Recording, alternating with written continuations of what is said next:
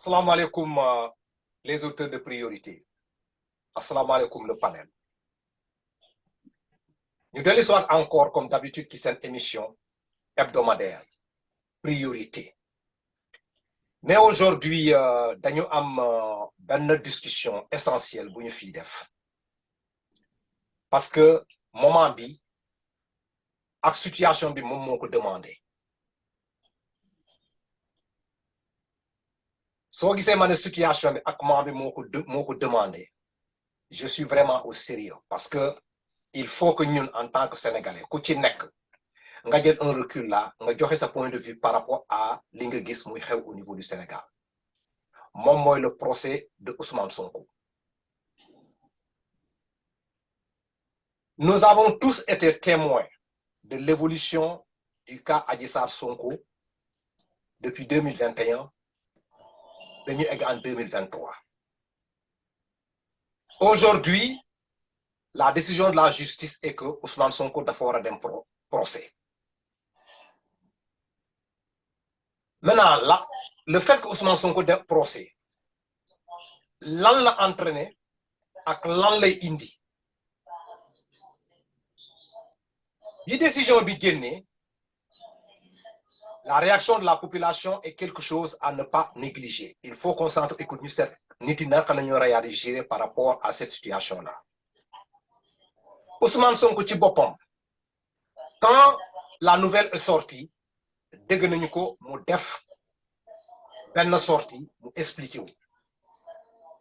Mais ku ci nek ñi nek ci panel bi fi avec les auteurs de priorité, ku ci nek je crois que war nga jël un recul nga analyser la situation ak ni nga ko gisee. Man pour man, à commencer par man, sans point de vue lay joxe. Duma un juriste, duma justice. On a toujours dit que su fekkente situation taxaw na, laissons la justice faire, ma d'accord ci lolu. Mais au moins dañ may admettre une situation en tant que Sénégalais lambda qui observe les faits là, ma joxe sans point de vue par rapport à ni ma gisee déroulement affaire yi. Donc je crois que nit mën na ma ko may. Et je crois que ñun ñëpp ñu nekk ci panel tam ci contexte boobu la ñuy dem quoi. Du ma monopoliser la parole. Damay yem fi après su ñëwaatee encore man je vais continuer à développer parce que bëgguma yàgg ci sama développement par rapport à cette situation là bu taxaw ni au niveau du Sénégal, le projet de Ousmane Sonko.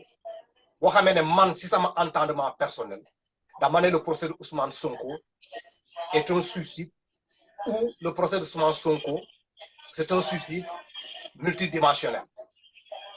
Donc loolu su ma ci eggee man dinaa joxe sama point de vue par rapport à ça sans pour autant tarder dinaa delloo kaddu gi les panélistes là ku ci nekk mu jéem a analyser cette situation là mu def son introduction balaa ñoo dugg ci discussion bi quoi.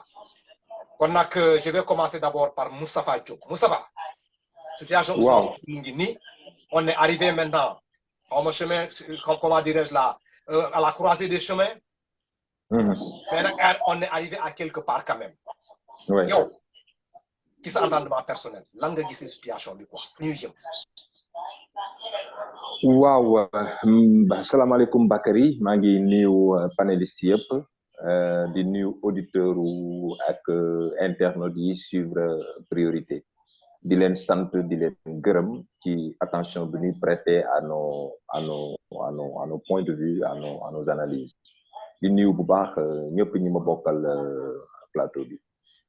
Waaw, c'est vrai que dès le départ on a senti que wax bi fi mu jëm mooy ci procès la jëm ñi amoon tuuti seetlu amoon tuuti lucidité xamoon nañ ne coow li fi mu jëm du nekk lu ñuy ne way affaire bi jeex na on renvoie tout le monde dos à dos après ku nekk dem toog jàpp naa ne c'était allé xawoon yëf yi xawoon na sori bu doon kaf la kaf bi dafa dem ba xooñ dafa dem ba tàkk dafa dem ba créer jéye ci biir réew mi jàpp naa ne donc état bi mënul woon ne léegi affaire bi dañ koy yemale fii procureur fermer dossier bi juge d'instruction bi fermer dossier bi après Adji Sarr dem yoonam Ousmane Sonko dem yoonam donc naturellement ñu ngi ci situation bi ñu jàppoon ne ci lañ war a nekk mooy ñu jublu ci procès mu nekk nag procès buy xaw a particulier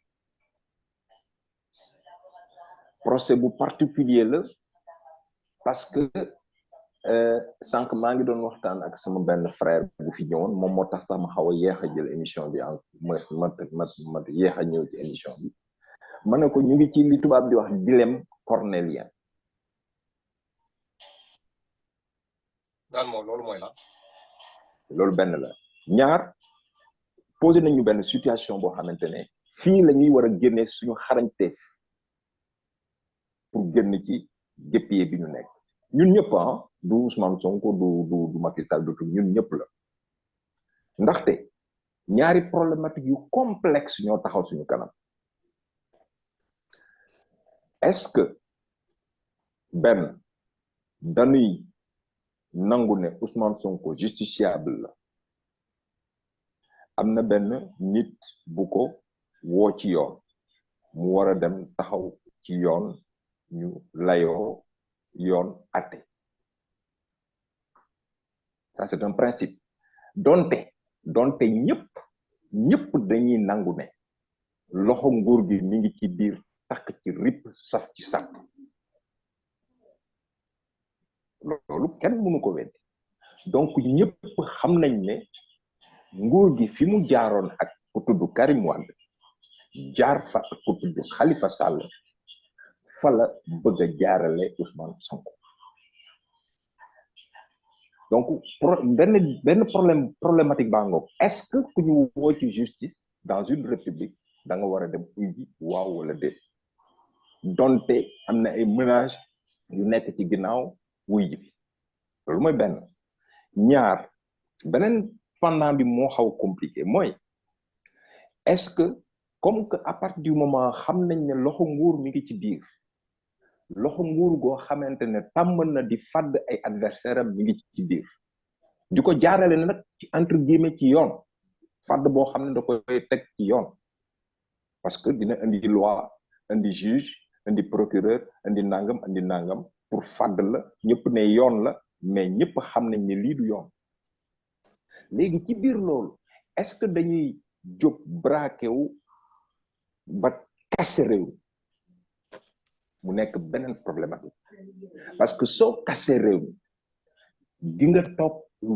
ñaata at nga ko war a defaraat boo kase réew mi lan mooy xew ci ginnaaw boo kase réew mi est-ce que di nga am temps pour defaraat ko est-ce que say sët dinañ am temps pour defaraat ko est-ce que doo créer benn genre Somaliland boo xamante ne ndand fooy fay lay doon tubaab yi mën a ñëw jël seen pétrole jël lu leen neex dem seen yoon donc dafa man ci pour man ci ñaari diggante yooyu lañu nekk léegi nag pour man xarañteef la ñu war a am pour xool nan la ñuy bloquer procès politique bi nekk ci biir wax ji tentative de liquidation d'un adversaire politique bi nekk ci wax ji sans ñu taal réew pour man xarañteefu sénégalais yi fii la war a génn loolu daal laa ci am pour l'instant lu ma ciy wax d'accord Moustapha man loolu moom daal mën naa laa jox une solution bu dee man la nañu dépayser la justice ou bien ñu délocaliser ko ça peut être une solution pour ça quoi mais est-ce que le gouvernement sera prêt pour ça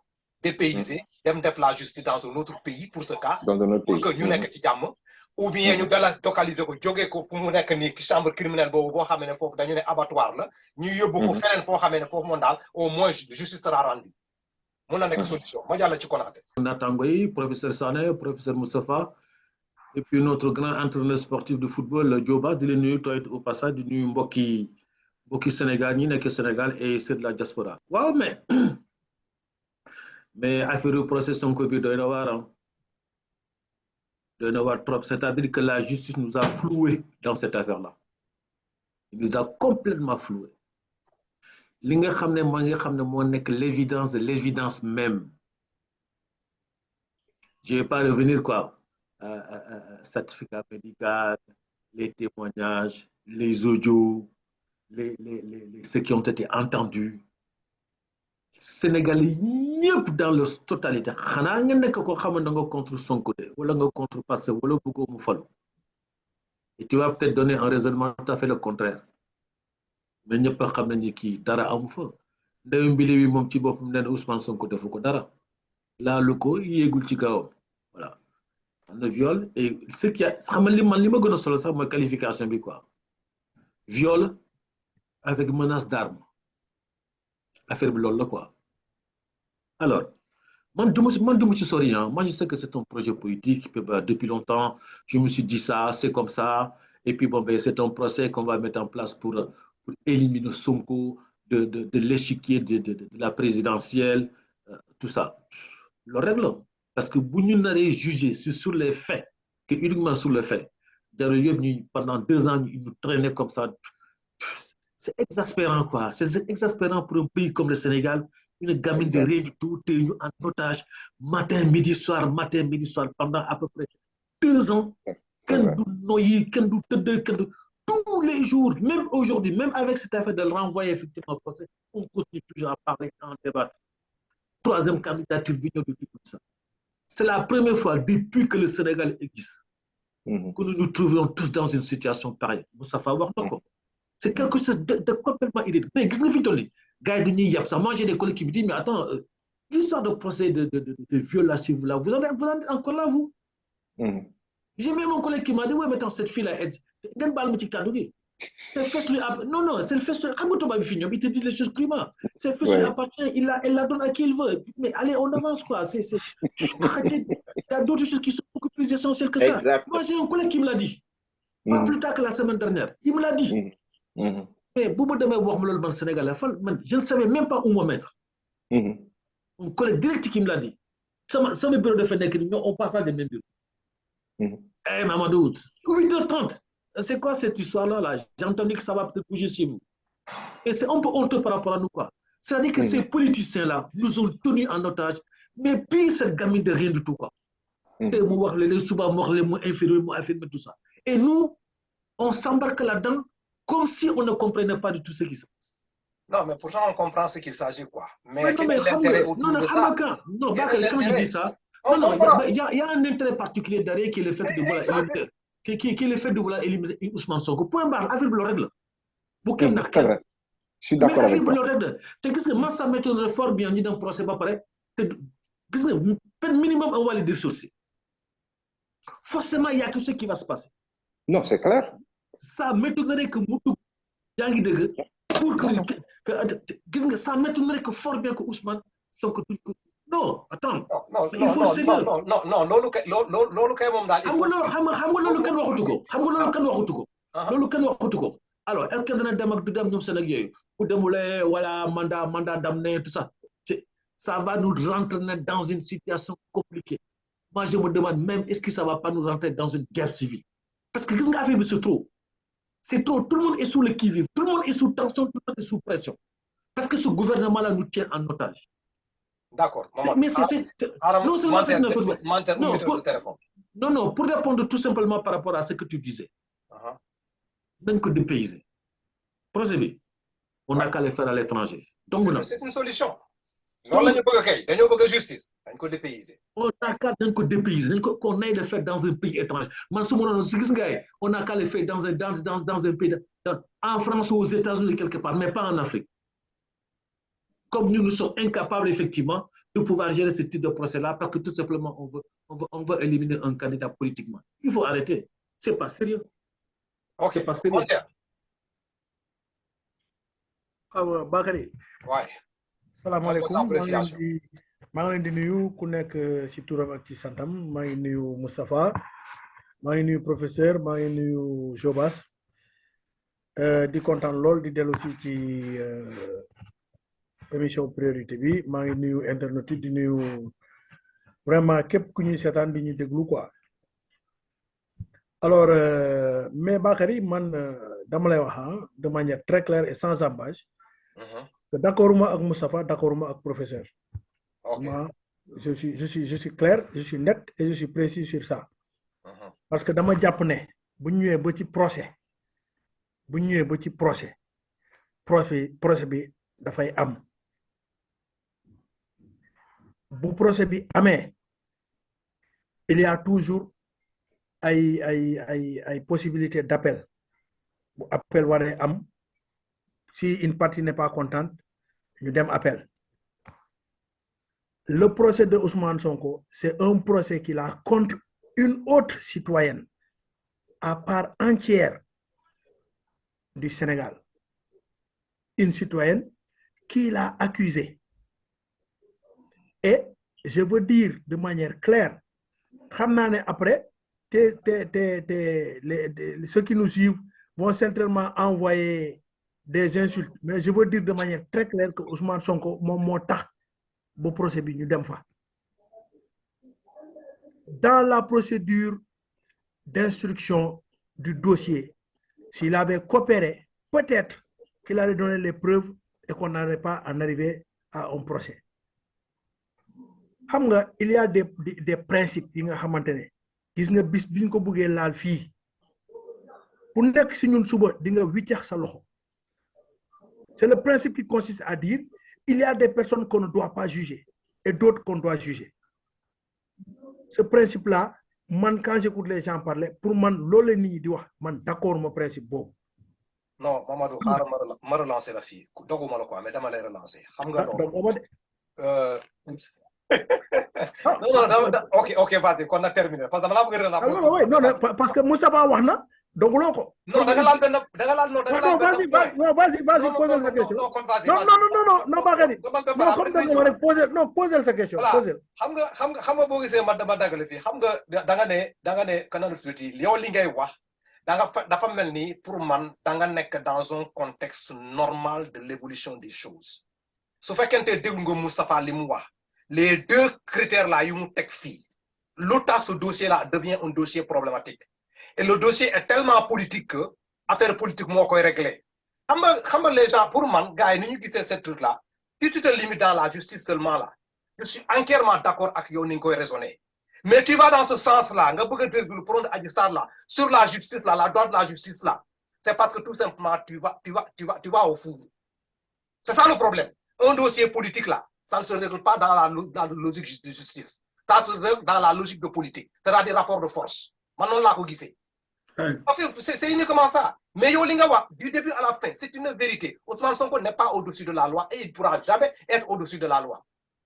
Mais l'intérêt qui se trouve autour de ça là, man fofu lolu moy sama problème. Xam nga Bakary. Quand on arrive dans des situations comme ça, il faut s'efforcer de se départir de sa passion. Le droit est une science. Elle n'est pas exacte, mais c'est quand même une science. Lorsque on te dit, c'est 14 avocats qui foncent droit dans le mur, qui disent ne coopère pas, et qui pensent qu'on va aller où si tu ne coopères pas. Le juge, logiquement, va faire quoi? Vous pensez que le juge va se dire non, il n'a pas coopéré, je le libère quand même. Et il va entrer dans l'histoire à reculons. Aussi, mais les gens sont dans des situations de confrontation. Or, la confrontation n'arrange personne parmi nous. Il n'y a personne que ça arrange. Maintenant que le dossier est dossier politique, oui, d'accord, qui l'a politisé? C'est le dossier politique, qui l'a politisé? C'est une question qu'il faut se poser. Une question à laquelle je laisse les gens répondre. Mais ce qui est clair et constant, c'est un citoyen a eu un problème avec un autre citoyen. Le juge ne peut pas faire autrement que de juger, sinon il tombe lui-même sous le coup de la loi. S'il ne juge pas, on va le sanctionner pour délit de justice. Mais il faut bien qu'il juge. Mais s'il juge, il juge selon ce que les gens ont dit. Mais le prophète Mohammed, lui-même, quand on lui a amené des affaires pour juger, il a dit, je juge, mais je suis une personne. Et je vais juger selon ce que vous allez me dire. Mais est-ce qu'ils feront ça? Attends, Bakary. Je vais juger selon ce que vous allez me dire. Si maintenant il y a quelqu'un qui sait qu'il est dans le tort, mais qui parle beaucoup et qui gagne, il gagnera ici. Mais au niveau de Dieu, Dieu va le sanctionner. Mais c'est une situation comme ça qu'on a ici. Lui, il a préféré se taire. Celui qui a parlé, et ce qu'il a demandé. Mais le juge a accédé à ça. Comment voulez-vous que le juge, je ne sais pas moi, devine quelque chose? D'accord. Ça, c'est le côté du droit. Maintenant, sur le plan politique, on dit, oui, ce procès-là, il va nous amener, peut-être qu'on va aller dans un suicide collectif. Soit, allons-y dans le suicide collectif. Si on pense que nous avons une patrie sur laquelle il y a quelqu'un qui est au-dessus, et que son jugement peut nous amener à un suicide collectif, ou bien à un suicide multidimensionnel, soit, allons-y. Léguons à notre pays, léguons à nos enfants, ce pays-là que nous avons brûlé. Ok. Il n'y a rien, attends, Bakary, il n'y a rien de nouveau ici. Lorsque je me base sur l'histoire, il n'y a rien de nouveau ici. Blaise Diagne et Galandou ont eu le même problème. Et je vous rappelle que Luko Fidjar, Bunko Fidjar, ça vient de ce terme-là. Bunko Fidjar, ça vient entre Galandou et Lamine Gueye. Il y a eu des ils sont allés en justice. Il y a eu ce même problème-là entre Galandou et Senghor. Entre Senghor et Mamadou Dia, qui détenait le pouvoir. Rien ne s'est passé. Rien ne s'est passé ici. Le Sénégal est resté Sénégal. Vous allez comprendre? Parce que pourquoi rien ne s'est passé, Mamadou? Attends. Si on va entrer dans d'autres détails, laisse-moi terminer, s'il te plaît. Rien ne s'est passé ici. Abdoulaye Wade a été jugé ici. Il était beaucoup plus puissant. Il a été plusieurs fois, il a été jugé ici. Il a accepté d'aller en prison. Ça ne l'a pas empêché de prendre le pouvoir quand le moment de la prise du pouvoir est venu. Mais si je ne prends pas le pouvoir, je brûle le pays. Ça, je crois que c'est une situation, c'est ce que j'entends des gens et je ne suis pas d'accord. D'accord, maman. J'ai entendu ton raisonnement. Tu es en train de faire des études comparées par rapport aux présidents qui ont précédé, en collaboration avec leurs adversaires politiques. Le président Abdoulaye Wade est un garmi. Abdoulaye Diouf était un garmi.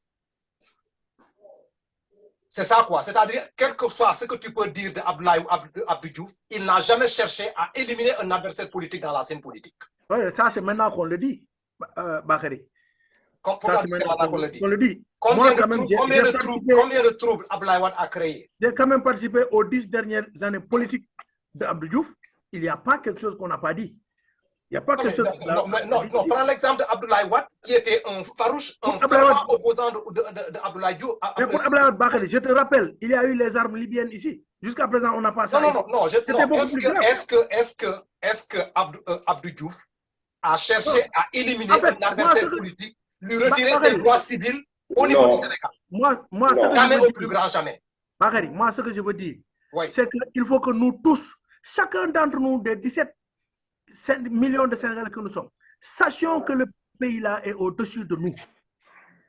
C'est un patrimoine qu'on nous a légué, il faut qu'on le donne. D'accord, merci. Je vais voir Jobas là-bas. Jobas.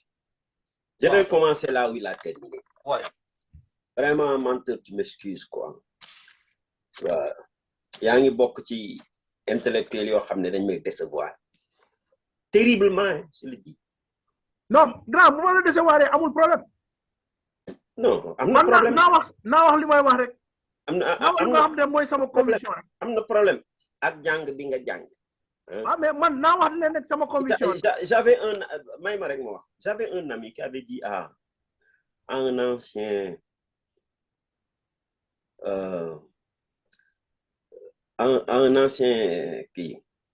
séminariste, ñu nekkoon grand séminaire. Mu ne ko la faute que tu as commise là. C'est un prêtre qui lui disait ça. Ñoom ñaar ñoo def nos grands séminaires. Mu ne ko avec tout ce qu'on a investi sur toi, tu te permets de faire ceci. Je n'oublierai jamais cette phrase. Vous, monsieur menteur, hein, monsieur Sané, avec tout l'État du Sénégal. C'est menteur, voilà. Menteur, voilà. Monsieur Sané, je préfère dire Sané. Avec tout ce que l'État du Sénégal a investi sur toi, sur vous, pour vous respecter, hein, vous permet de dire ça. L'ordinaire peut déconstruire facilement. Facilement. On dit que la justice est au-dessus de tout le monde. On dit oui. Mais pourquoi la justice choisit qui je vais mettre au ñuuf et qui je ferme les yeux? Ouais. Ça se passe au Sénégal. Non, je lui pose la question. Oui ou non, amna wala amul? Oui ou non? Monsieur Sané, je vous pose la question. Répondez. Jobas, je ne voudrais pas instaurer un dialogue entre... Non, ce n'est pas un dialogue, c'est un débat. Et Non, la maïeutique socratique que tu veux utiliser avec moi, ça ne peut pas marcher. À partir de cette thèse-là, je te pose une question. Si tu ne réponds pas, moi je réponds. Ah, continue, Joe, continue. Ok. Parce que je ramène des choses. Tu sais, moi, je n'ai jamais fait droit. Mais amna yo xamné culture sa culture générale dina la may lu bari. Gis nga affaire bi fu mu accès fi mu accès ni, ça veut dire que c'est programmé. Lu gënon simple, hein? Lu gënon simple. Et c'est scientifique, hein? Parce que c'est technologique. La technologie, c'est une science. Moi, on a accusé quelqu'un. Une fille accuse un homme. Mais l'homme a dit qu'il y a des gens qui sont autour de ça. On a saisi un juge. Le juge dit l'entendre. Alors que il y a des moyens scientifiques qui permettent de l'édifier. Est-ce que les qui accusé wax ne ki ñi dañuy comploter pour nous faire? Il y a un moyen technologique. C'est la réquisition des appels téléphoniques. Un point, une barre. Ça a été déjà fait. Et ils l'ont. C'est pas fait. Si c'était fait, on allait appeler la femme là du ministère de l'Intérieur. La femme du ministre de l'Intérieur. Elle a eu des appels téléphoniques avec certains de ces gens qu'on a cités. Donc, gendarmerie la affaire bi waron yeen. Ensuite, toujours pour répondre à la question que j'ai posée à M. Sané, pour lui démontrer qu'il y a une justice à double vitesse. Suzanne Camara wax na fi dañu wara ray Sonko. Est-ce que convoqué nañ ko? Sané, je te pose la question.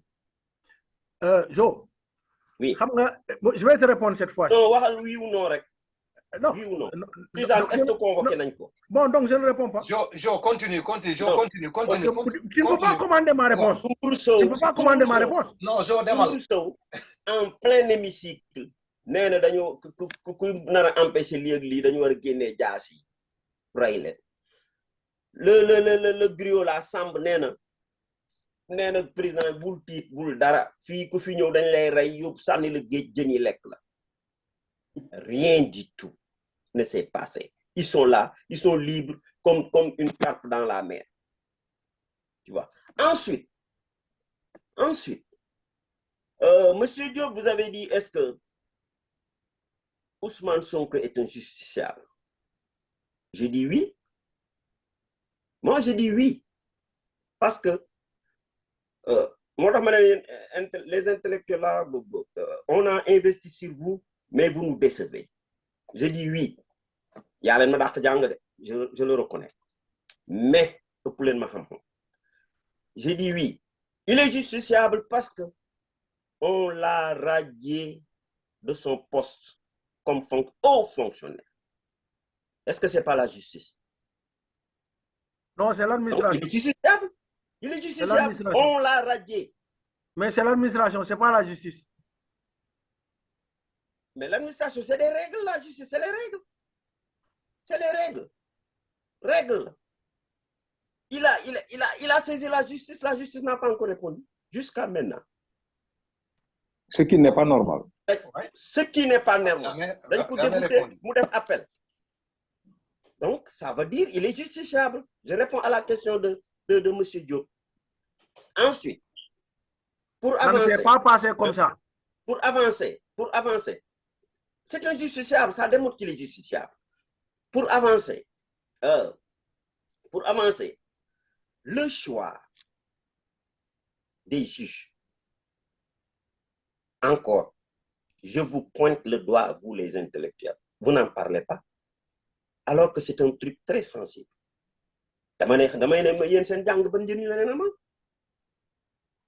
Vous êtes musulman. Mais on n'a aucune maîtrise sur ça, Jo. Le choix des juges, on n'a pas de maîtrise sur ça. Vous n'avez pas de maîtrise. Je ne vois même pas comment est-ce que le choix des juges est un problème. Il faut lui reconnaître ça. Tu as écrit des ouvrages. Ça veut dire que tu réfléchis. Oui.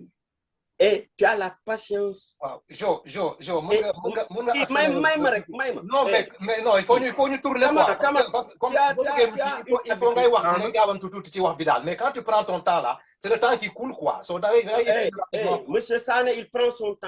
Non, mais parle un peu rapidement quoi. C'est important. Mais vous avez ce temps là, tu ne te rends pas compte quoi, mais d'étaler ou quoi. Tu ne peux pas développer ton idée quoi.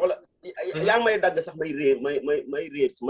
perds le fil de mon truc. Je parlais du choix des juges. Attention sur l'autre parce que c'est un truc très sensible. Est-ce que vous avez vu le nom des juges? Vous avez Moi, je vu les noms? Non. Le juge d'instruction, il est Diallo. Il appartient où?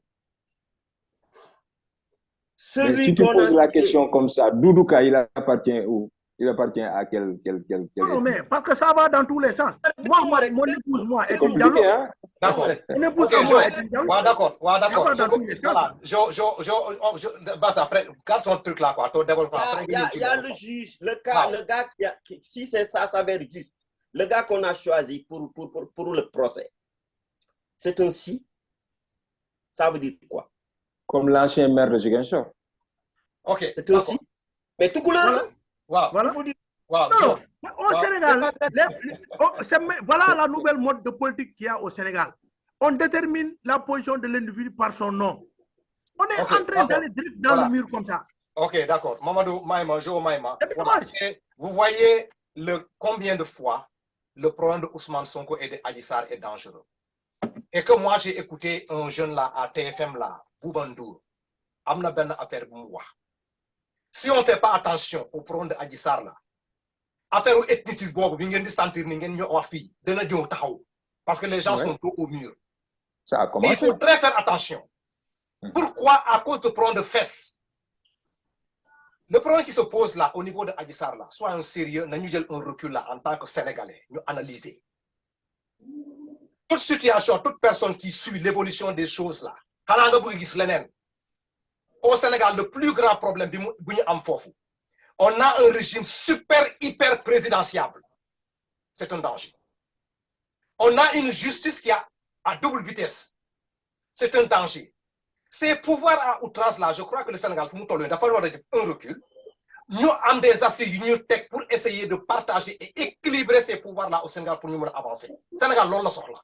Mais sinon, si on peut rester avec cette force là, nous n'est que fille, c'est une personne qui décide. Oui. Bakary, malheureusement, là. Oui. Ils veulent prendre le pouvoir coûte que coûte. Lolo aussi amna ci. D'accord. Voilà. Légui, il faut m'aider. Voilà, on a fait le premier tour. Le deuxième point que je vais toucher maintenant, parce que Mamadou Sané a dit que c'est totalement normal que Ousmane Sonko nous donne justice parce que tout simplement, avec les explications qu'il nous donne. Mais les aujourd'hui, là, il y a les, comment dirais-je là, une frange de la population qui dit niet Ousmane Sonko, même moi, vous faites qu'un il ne peut pas l'empêcher de partir dans cette justice-là. Là, nous avons un double sentiment à beaucoup. Pourquoi on doit arriver à cette dimension où maintenant les Sénégalais n'ont pas compris? Parce qu'eux, ils savent que le jour où il va foutre pied dans cet hémicycle-là, on va le sacrifier. C'est le sentiment qui est plein dans leur tête. Voilà des questions qu'on doit se poser. On est arrivé à un moment où les Sénégalais ne font plus confiance à leurs institutions. C'est ça le problème. On est d'accord. Comment on est arrivé à ça? Mais je mets un bémol. Il faut peut-être d'accord avec Manter. Gis nga aussi bu ñu topé suñu émotion ba ubbi ben boulevard dinañ bëgg génn ci bu tëju. Mais le jour où si jamais on fait comme ça et que demain Sonko lui-même est élu, on va juger qui? Moustapha. Il va juger qui, lui? Moustapha. Qu'à fermer les tribunaux. Non, Moustapha, li ma lay expliquer fii. Mhm. xam nga day matte du matte. Olof Njaay nee na lan. Bul dugal sa loxo. Oui, bu ko jox sa loxo. Je suis d'accord avec vous. léegi Je suis d'accord avec vous. situation mel ni yow Oui. est-ce que tu ne peux pas donner crédit à ces gens-là qui disent que ils ne veulent pas amener leur truc là, comment on l'appelle encore là, leur leader là, ñu dem ñu sacrifier ko après ñu nekk ci Jox beneen naa bi leen- ça ne va pas du tout. jox naa leen xam nga sànq. dama ne Oui. fii la ñuy xamee ndax les Sénégalais intelligence bi ñuy wax ci ñoom mi ngi ci ñoom wala nekk ci fii nii lañ koy xamee. Ah ouais. Si on est un peuple réfléchi, c'est là qu'on va montrer que yàlla def na ci suñu bopp yi xarañteef. Ban forme lay jël xawma ko, mais on n'a que deux possibilités. On va laisser le procès mu dem, ou bien on va casser le pays en disant que procès du am. Si on dit procès du am, c'est ce que ces gens-là sont en train de dire. oui, laisse-moi aller jusqu'au bout. J'ai dit en ce moment-là, fermons les prisons, fermons les tribunaux et revenons à l'état. Moi, je peux donner la solution. Jungle réglé daal di nekk en ce moment-là. Parce que kenn dootul nangu ñu tëj sa mbokk. Monsieur Diop. Am nga Bakary. Camara, je donne la solution. Ay ca. Am nga solution bi lan la. Ouais. Lan la booyee bañ. Mooy li amoon doot fi amati. Mooy ñu écarter Karim Wade par un procès. Ñu écarter Khalifa Sall par un procès. Léegi, c'est tellement simple. Dañu ne, c'est vous qui dites ça, hein, les intellos là, que la vitesse de la justice, hein, le rythme de la justice n'est pas le même rythme que la vie normale. Le temps de la justice n'est pas le temps de la vie. Le temps de la justice n'est pas le temps de la vie normale. Donc, dañu ne procès. Xam nga qui élection yi c'est en février 2020. Mais je peux te poser une question. Ñu yóbbu procès bi en avril 2024. Kenn du wax Non, dara. pour moi, c'est pas correct. Pourquoi? Il faut faire, pour moi, il faut faire le procès. Donc, toi, tu veux la guerre. Tu veux la guerre. Non, je ne souhaite pas la guerre. Non, Mais je ne vais pas dire. Non, même, solution. si c'est une solution, un justiciable, il répond à la justice. Nga xam ne affrontement du am. Non. Affrontement, bi su amee. Suñu demee élection yi. Attention, moi je suis un républicain. Attention, je suis un républicain. Personne n'a le droit d'entraver la marche. Je récuse ce que tu as dit. Tu n'es Bu pas la neexee. Nangul naa la parce ko. que Mais dans les nanguwuma cachot là, il y a des gosses oui. qui ont fait là-bas 14 Xam ans. nga yaa ngi posé sans ñaari jugement. problème yu bokkul. Jo, yaa ngi posé ñaari problème yu bokkul. C'est un crime. Gis nga lan la. gis nga ñaaw baay. Hôpital Comme on dit Moustapha en hôpital wolof ci moo gën boppam àbb ko. malade dem na fa fekk fa beneen malade dee bàyyi ko fa hôpital Gis nga malade dugg na fa fekk fa beneen Mais malade la solution, dee on bàyyi ko fa regarde autre part. wala Joe. mu wér génn bàyyi ko fa. en wolof on dit ñaaw baay moo gën àbbi baay. Xaw ma ndax dégg nga ma. On donne-moi la ñaaw solution. baay moo gën àbbi Quelle est la baay. solution? C'est-à-dire que Maman Konaté yaa ngi xool de maa ngi ñëw quoi. la justice bii ñu am ni Moustapha. waaw la justice bii ñu am ni Moustapha. moom la ñu am de amuñu Moustapha. leneen. Moustapha. En attendant de la changer. On est Moustapha. d'accord qu'elle n'est pas bonne. Dans- Mais on n'a que ça. Dans la recette de la solution là bi ngay wax ni xam nga man nee naa la dépayser ou délocaliser mais est-ce que balaa ñoo egg foofu là au niveau même de cette justice là duñu toog ñu jéem a seet su fekkente ñu récuser des juges là su fekkee ne Ousmane Sonko moom xam na ne ou bien ñoom yaakaar les Sénégalais pensent que c'est une la autre qu'on a choisi on n'a pas besoin d'eux là est-ce que au niveau du palais ñoom rek À mon avis, on a dépassé ça. est-ce que ñoom rek ñoo fa nekk parce qu'il y a des juges yoo xam ne dañu ne bii bu fekkente tu vas à l'abattoir il faut passer par eux. Bakary sa Oui. proposition bi Oui. c'est une proposition qui est inacceptable. Non, damay demander rek quoi. Non, même rek, on va pas sortir, on va pas sortir la justice ici, aller dans un autre pays pour qu'on nous juge un cas. Pourtant, ta constitution le prévoit. C'est prévu par la loi. C'est prévu par la constitution. Sa constitution doit prévoir. Ça peut se localiser ou dépayser. Il y a un article. Mais est-ce qu'ils vont le faire? Oui. Loolu de xaw ma ko woon. Ah, justement, nag léegi nag bu ma wax ne je parle pas dans le vide. Loolu de xaw ma ko woon. Dépayser, ça peut se faire.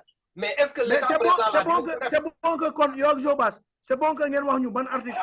Justement nag léegi c'est que sànq ban article la. wax nga benn affaire. Oui. wax nga benn affaire ah. Bakary. Oui. ma d'accord ci ak yow. On a 2 gros chantiers à régler. Mais malheureusement, à l'état actuel, nous ne pouvons pas régler. On a un président qui est hyper puissant, qui est presque un monarque. Mais là, nous à plusieurs reprises. Nous ne pouvons pas régler. Si nous ne pouvons pas régler. Parce que c'est ce que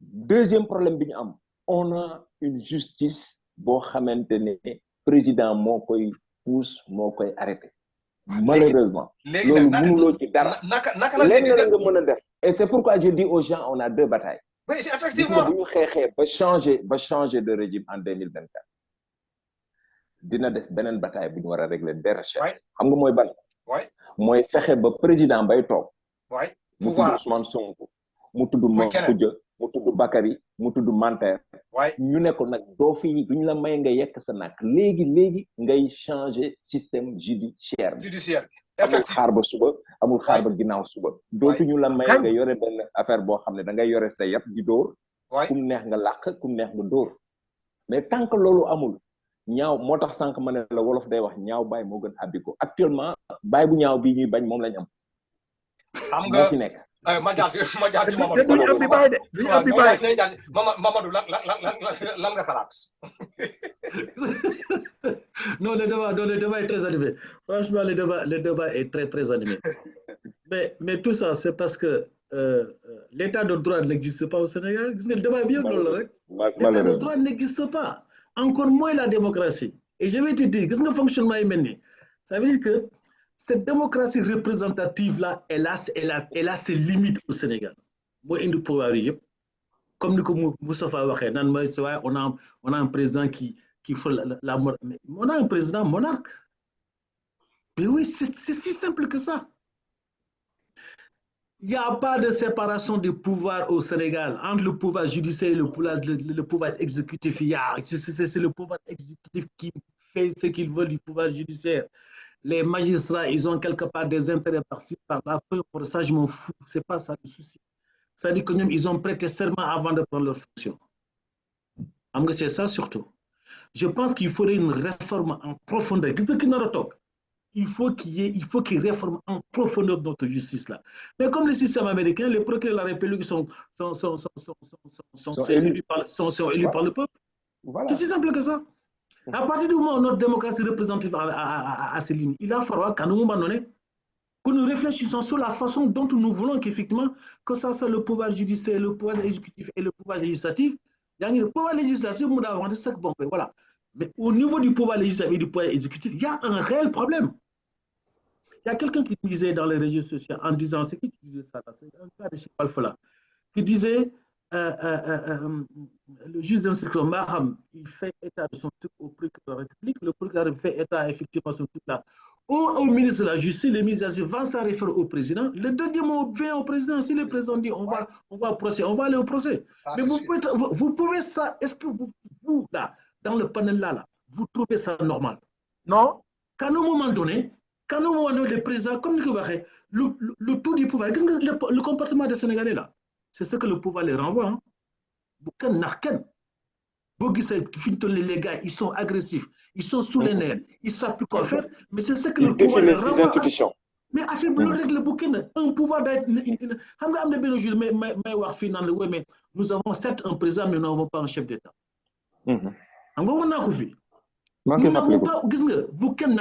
On n'a pas un chef d'État au Sénégal. Un chef d'État, c'est celui qui se doit d'être au-dessus de tout, qui rassemble. C'est lui qui doit pacifier. Moment où on rassemble à la limite comme un père de famille. Mais vous l'avez vous faites qu'un père de famille qui crée injustice entre ses hommes. Donc, ces hommes, ils le respectent. Ces hommes, nous ne respecter. Jamais. Jamais de le respecter. L'autre, au Sénégal, les jeunes aujourd'hui, Montaro dans les réseaux sociaux, Montaro dans la rue, ça le président de la République, parce qu'il y a réellement quelque chose qui se passe. président de la République, vous faites que... Le professeur, en même temps, sa président, on l'a une fois giflé. Hein? Le président Macron. Mais qu'est-ce qui s'est passé après? Ça veut dire quoi? Ça veut dire qu'ici, au moins, quand on gifle un président, il y a de top. Et très souvent, c'est le président qui dit à la suite,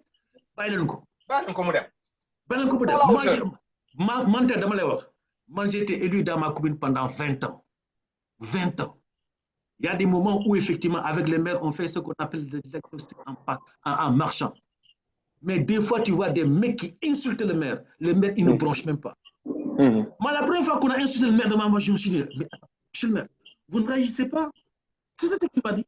Mais ça fait partie de la vie politique. Ça fait partie de, ça fait partie de la vie politique. Oui, et il te dit, mais ça, il faut l'accepter. Parce que le gars qui t'insulte là, c'est ce même gars qui te dira, mais monsieur le maire, excuse-moi. Hein? Est-ce que je peux? Oui, vas-y. Oui. Mais si on insulte un maire et qu'on dit que ça fait partie de la vie politique, autant donc dans la vie politique accepter tout? Non, c'est-à-dire que quand il dit que ça fait partie de la vie politique, ça dit qu'à un moment donné, le maire qui a été élu c'est un serviteur, quoi. Le maire se prend comme un serviteur. Oui, c'est un serviteur. C'est la grandeur. Et à un moment donné, tu vas en face de toi un administré qui est complètement frustré pour verbaliser ce qu'il dit. La seule chose qu'il a, c'est de sortir une parole peut-être mal placée du déplacée. Mais donc, celui qui aspire à diriger n'a qu'à accepter d'aller en justice. C'est là-bas qu'on commence par donner l'exemple. L'exemple, Mamadou Sané. Professeur, les juristes, Mamadou Sané, je parle s'il te plaît. L'exemplarité doit venir d'en haut. Yo, père de famille, si tu n'es pas une référence chez toi, n'attends pas que tes enfants te respectent. Oui, d'accord. Si le président n'est pas exemplaire, celui qui le dirige, celui qui aspire à le diriger, n'a qu'à montrer l'exemple. Ou bien vous attendez, ou vous voulez qu'il attende jusqu'à quand il va venir, qu'il montre l'exemple. Non, mais attends, Bakary. Moi, je ne comprends pas. Je ne pose que des questions. Oui. Moi, non, Mamadou, je vais te dire un truc. C'est que dans ces fonctions-là, à un moment donné, il faut que tu acceptes certains principes de fonctionnement, même si ce n'est pas inscrit dans la loi. Il faut que tu acceptes quoi. Parce que sinon, mais on est d'accord. Non, c'est de ça que je parle. C'est-à-dire que, comme il y a des choses qui, même si elles ne sont pas dans la loi, il faut que nous d'accord. Mais nous d'accord de justice. Ok. Non. Moi, je ne vois pas une autre solution. Attends, s'il te plaît. Professeur, en réalité. Pendant un certain temps,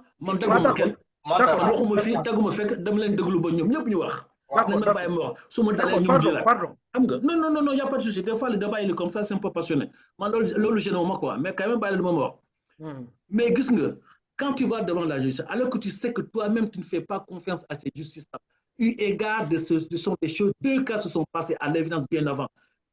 Professeur Moussa, nos collègues, même ça, tu l'as dit. Et tu sais que quand tu vas partir, quoi qu'il en soit, on va te condamner. On va te condamner, on va te sacrifier.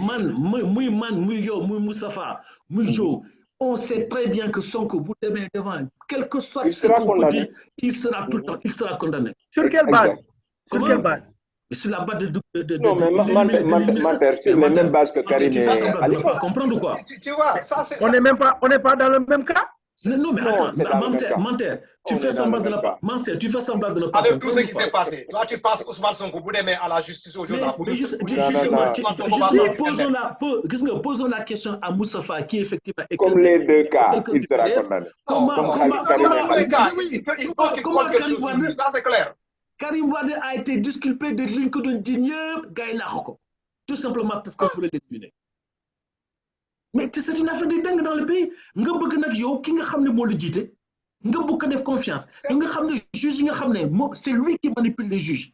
Mais comme c'est lui lan moy pexé kon. Voilà pexé man ma wax la ko. xam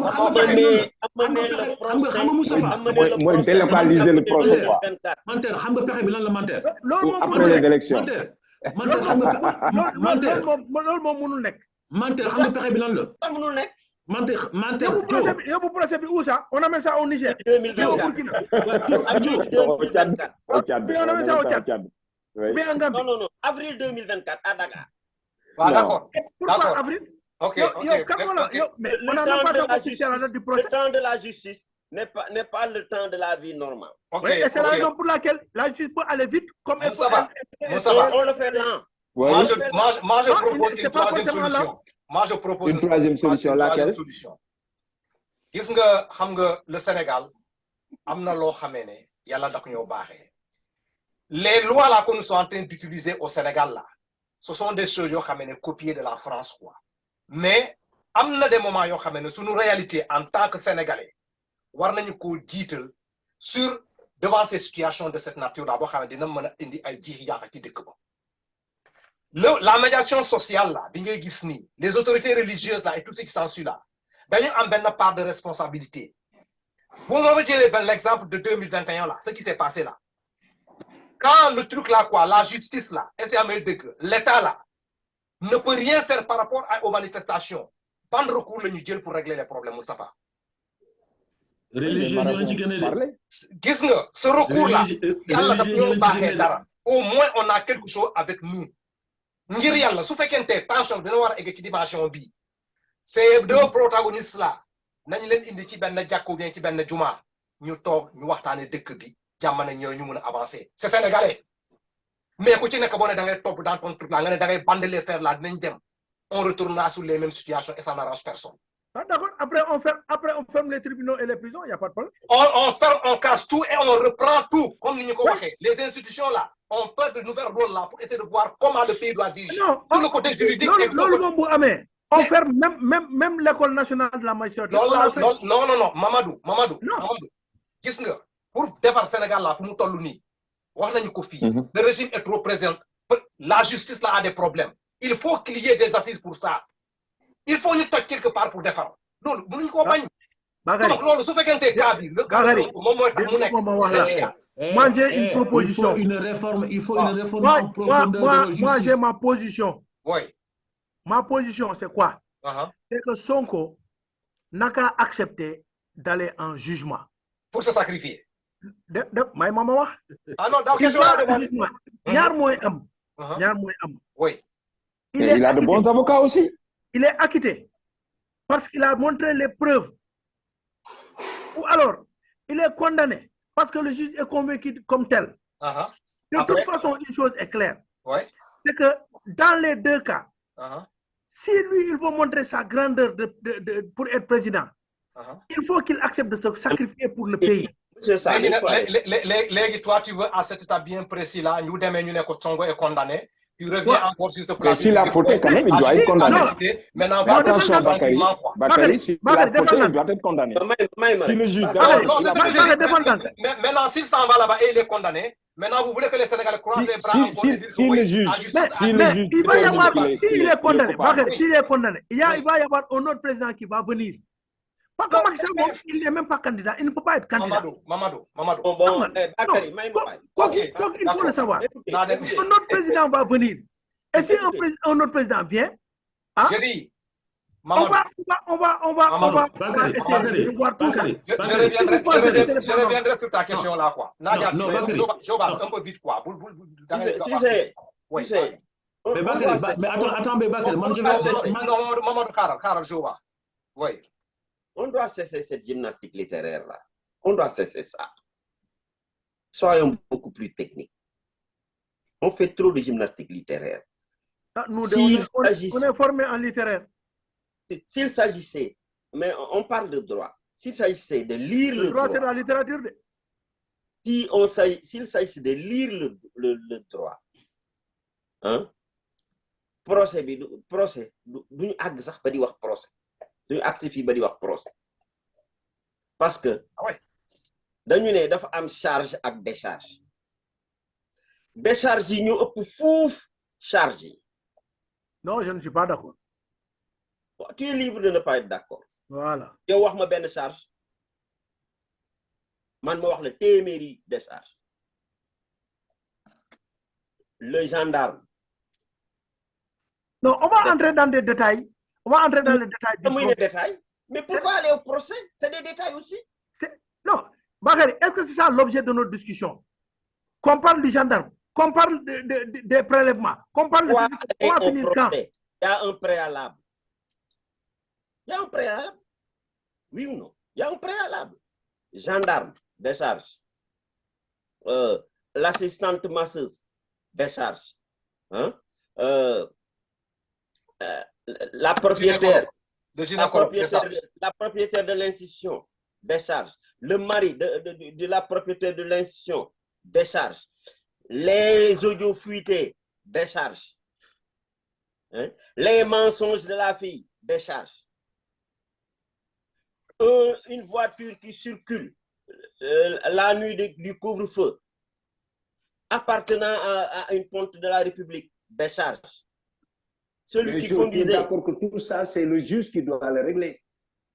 Donc, c'est pourquoi on dit qu'il y a vice de forme dans ce truc-là. Ensuite, le juge qui doit le régler. Ensuite, pourquoi vous refusez, vous me refusez ça, parce que maintenant m'a proposé l'autre. Vous me refusez que pour que le Sénégal soit en paix, parce que ils sont en train de, les deux camps sont en train de se regarder comme des chiens de faïence. Pour le affrontement bagna am, mënuñu yéexal affaire bi ba après élection, c'est possible? Non, oui ou non? je suis pas d'accord. Ah, d'accord. Mais pourquoi vous n'êtes pas d'accord? Maïma. Non, Jo, xaaral ma jaar si Mamadou Konaté. Non, attends. Non, d'accord. Non, tu me laisses terminer. Bàyyi ma terminer. Le cas de Bougazili. Jàpp nañ ko en flagrant délit, yóbbu ko, génne ko, ba léegi ba sànq. Le temps de la justice n'est pas le temps des hommes. D'accord. Mamadou Pourquoi Konaté. ne pas appliquer ça ici? Voilà. Mamadou Konaté. Oui. Vas-y. Le temps de la justice n'est pas le temps du peuple, parce que c'est le peuple qui rend une justice. Sauf que le temps de la justice doit être le temps du peuple. Exact. Et il l'est ça. C'est une façon. Non, mais le temps de la justice doit être au temps du peuple. Parce que, et il est le temps du peuple. Gars, il y a mais bon, voilà. Mais par contre, moi j'ai l'impression qu'il y a des gens qui veulent condamner Sonko. Ils ne veulent pas condamner Sonko. Donc, affaire de règle, parce que bon il faut que procès, alors que tu sais très bien qu'un procès il va le condamner. On va le condamner. Parce que je suis convaincu que derrière ça va bouger. Comme tu disais tout à l'heure. Ouais, je pense qu'il mais Joe, laisse-moi parler s'il te plaît. Oui. Je pense qu'à un moment donné, il faut qu'il y ait une réforme en profondeur de cette justice-là. En profondeur, vraiment de fond en comble. Tous les juges là qui sont corrompus, parce que c'est parce que moi je dis Lolo, on a beaucoup de juges qui sont corrompus, qui sont au solde de celui qui est à la tête du pays. Il faut arrêter ça. Lolo, moi, une frustration. Bon, ces jeunes ils parce qu'ils en ont marre aussi. Ils doivent passer devant la justice, qui doivent être condamnés. Ils ne sont pas condamnés, ils sont dehors. Excusez-moi de peu que le Sénégalais lambda, les principes citoyens lambda, parce que les Sénégalais ils ne sont pas dupes, ils savent exactement ce qui se passe. Vous avez parlé du cas de Bougazeli. 2 ans après, nous avons fait nous gagner. Combien de personnes sont en train de combien de personnes sont en train de pourrir, de mourir dans les prisons guinéennes au milieu? Oui. À un moment donné, il faut arrêter. On ne peut pas se permettre. Le fond de ma pensée, c'est que cette justice-là, je ne lui fais pas confiance. Et les 3 quarts du Sénégal ne font plus confiance à cette justice. Je suis d'accord avec vous. Parce que c'est une justice qui est manipulée, c'est une justice qui est fragile, qui est manipulée. Aux ordres. Ouais. Et qui sont aux ordres, qui sont en garde à vous. Il n'est pas du même bord politique que le pouvoir, mais il sera condamné. Que nous avons élection, que nous avons élection. Moi, je suis convaincu que ça va bouger. Avec ce qui s'est passé au jeu d'Atel-Massar là, ça va certainement bouger. D'accord. Ça va bouger. Voilà. Maintenant, je vais un point pour moi, que nous attirer attention. Appel pour nous les Sénégalais d'abord, après nous les Africains. J'ai remarqué une chose. Dans comment dirais-je là, les pays africains là, chaque fois qu'il y a un leader ou bien un fils de ce pays-là, pour créer la différence, les gens vont essayer de trouver des solutions pour l'éliminer. Pourquoi nous sommes dans l'élimination? Pourquoi nous sommes dans l'élimination? Après maintenant, si cette personne-là nous sacrifie, Ce sont nos enfants qui vont venir pour essayer de prendre ce monsieur-là comme un héros, comme des idoles pour essayer de parler. Mais la question que ces enfants-là doivent se poser, où étaient nos pères, où étaient nos parents au moment où ils vivaient? Quelle responsabilité nous avons par rapport à la protection de ces gens-là? Mamadou Dia a passé, Patrice Lumumba a passé, Thomas Sankara a passé, éliminé. Aujourd'hui, on vient au niveau du Sénégal. Quelle est la différence? Il y a un intérêt derrière cette jeunesse du Sénégal-là, l'espoir du Sénégal. Nous dire cet espoir nous tekko. Mais dañu ne gis nga yalla sax dafa ne bo gisee nit ko xamé ne mbolo mu ci ginnaw tokku cër. Mais il a une représentativité. La jeunesse du Sénégal là appartient à cette jeunesse-là qui a un espoir derrière un monsieur. Mais pourquoi ne pas essayer de penser à ce truc-là, quoi, à cet espoir que cette jeunesse-là, vous, à cet homme-là, ne serait-ce que pour respecter ça. Mais vous voulez arracher tout, enlever ça, éliminer, sacrifier, mettre le gars à côté. Mais on est dans quel pays? Mais il y a des moyens quand même. Tu prends un recul et tu réfléchis par rapport à toi-même. Est-ce que c'est normal? Moi, à leur place, quelle que soit la haine que je vais prouver pour ce jeune-là, ce qu'il représente pour cette jeunesse-là, ce nous donne au moins, comme moi, je n'ai rien fait pour ces jeunes-là, au moins l'espoir de s'accrocher sur quelque chose.